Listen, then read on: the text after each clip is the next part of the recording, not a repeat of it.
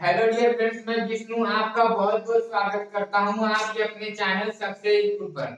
आशा है कि आप बहुत ही बेहतर ढंग से अपनी तैयारी को कर रहे होंगे और अपनी तैयारी को एक अलग ही अंजाम दे रहे होंगे ना। मैं आपको पढ़ाने वाला हूं स्टैटिक जीके। और स्टैटिक जीके पढ़ने से पहले हमें यह मालूम करना बहुत जरूरी होगा कि हमें स्टैटिक जीके में पढ़ना क्या क्या है ना। स्टैटिक जीके पढ़ने से पहले हमें उनके टॉपिक को जानना बहुत जरूरी है ना। और इन सब टॉपिक को मैं इन सब टॉपिक को एक बेहतर ढंग से आपको लर्न करवाने वाला हूँ, क्योंकि मैं इन टॉपिक पे ये जो टॉपिक है आपके ना, इन सब टॉपिक को मैं फ्री माध्यम से आपको कराने वाला हूँ। पहले मैं आपको एक ट्रिक के माध्यम से समझाऊंगा ना। सबसे पहले मैं आपको समझाने की कोशिश करूंगा। अगर आपको समझ में आया तो ठीक ही ठीक, अगर समाज समझ में नहीं आया आपको तो फिर मैं क्या करूंगा, आपको ट्रिक का कोशिश करूंगा आपके लिए ना। मैं आपके लिए ट्रिक का कोशिश करूंगा। और अगर आपको ट्रिक के माध्यम से भी नहीं समझ में आया तो मेरे पास एक लास्ट ही उपाय बचेगा, और वो उपाय बचेगा रटने का। यानी मैं आपको रटवाने की कोशिश करूंगा ना। तो सबसे ज्यादा मैं आपको समझाऊंगा, समझाने के बाद मैं आपको ट्रिक का प्रयोग करूंगा, और ट्रिक के प्रयोग करने के बाद मैं आपको रटाने का प्रयास करूंगा।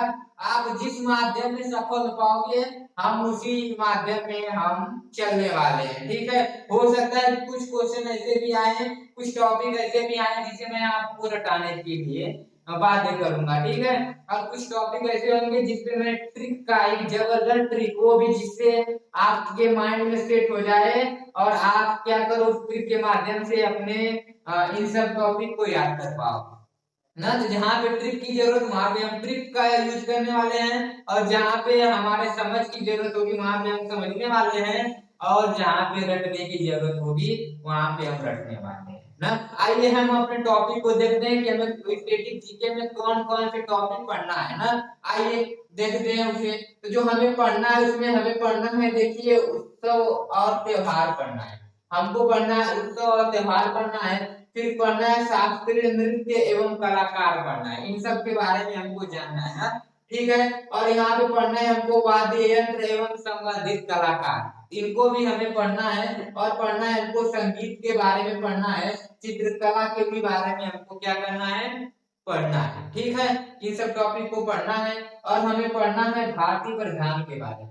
फिर क्या पढ़ना है, मार्शल आर्ट और युद्ध कला ना, मार्शल आर्ट या युद्ध कला।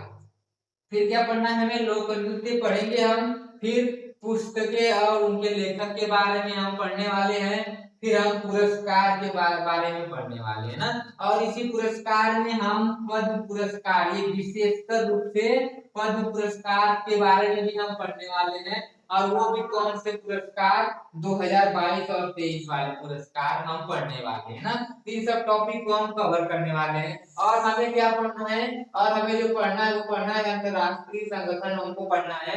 और क्या पढ़ना है, दिन और दिवस पढ़ना है ना, ठीक है। और हमें क्या पढ़ना है, खेल पढ़ना है, ठीक है।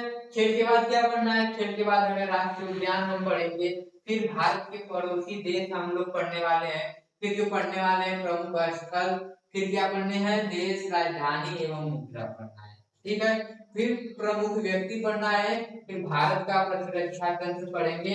और लास्ट में हम विविध विविध का, यानी कि हमें वो टॉपिक जो हमारे छूट गए हो, यानी बचे कुछ टॉपिक को, उन्हें हम विविध के जरिए पढ़ने वाले हैं। तो इस प्रकार का सिलेबस हमारे स्टैटिक जीके का होने वाला है ना।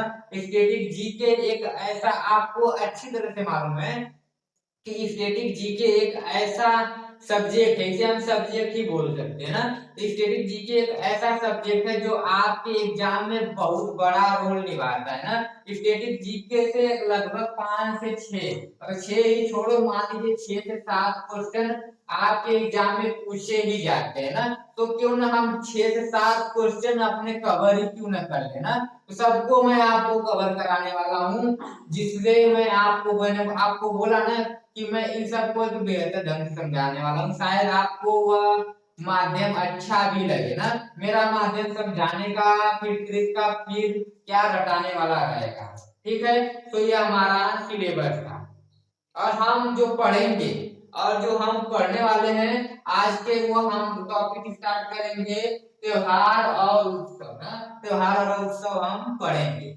आइए अब हम आज प्रदेश के ना, हमने बोला ना कि हम त्योहार और उत्सव टॉपिक स्टार्ट करेंगे ना। त्योहार और उत्सव होता क्या है ना, ये भी कुछ लोगों में कंफ्यूजन होता है कि त्योहार क्या होता है, उत्सव क्या होता है ना। तो जो आपका त्योहार होता है ना, ये फिक्स तिथि नहीं होती है, त्योहार आपकी फिक्स तिथि नहीं होती है, लेकिन जो ये उत्सव होता है ना, वो आपका फिक्स होता है। ठीक है, बस इतना आप जानिए ना। लेकिन हमको करना क्या है, हमको ये सब पढ़ना है ना। तो आंध्र प्रदेश में कौन से त्योहार और उत्सव मनाए जाते हैं, उनको हम याद करने का प्रयास करेंगे और उन्हें हम जानेंगे।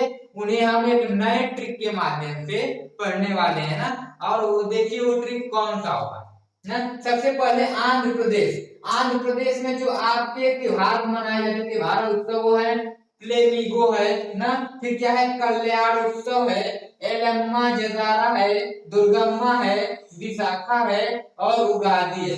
ये जो उगादी है ना, ये क्या है, ये आंध्र प्रदेश का नववर्ष है ना। ये जो उगादी है, ये किसका है, ये आंध्र प्रदेश का नववर्ष है।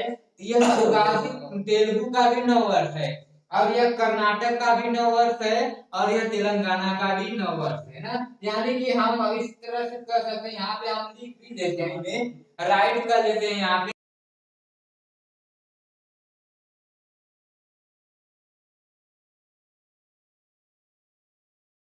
तो यहाँ पे क्या है, यहाँ पे जो उगादी है वो क्या है, आंध्र प्रदेश का नववर्ष है।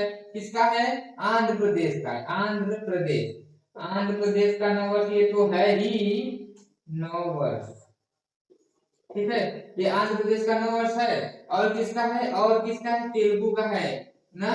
तेलुगु क्या है, तेलुगु की नववर्ष। ठीक है, ये समझ में आ गया आपको ना।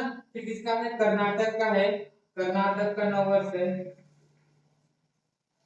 और किसका है, मैंने आपको बताया, और एक किसका बताया, और हमने एक बताया तेलंगाना का। किसका बताया, तेलंगाना ना। ये जो उगादी है, यह इन सब का क्या है, नववर्ष है ना। ये है ना। तो ये आंध्र प्रदेश के ये क्या है, त्योहार और उत्सव है ना। इन्हें ये तो हमको मालूम चल गया कि ये आंध्र प्रदेश के, लेकिन इन्हें याद करने का जो ट्रिक है, आइए हम उसे देखते हैं कि हम किस माध्यम से इन्हें याद करने वाले हैं ना।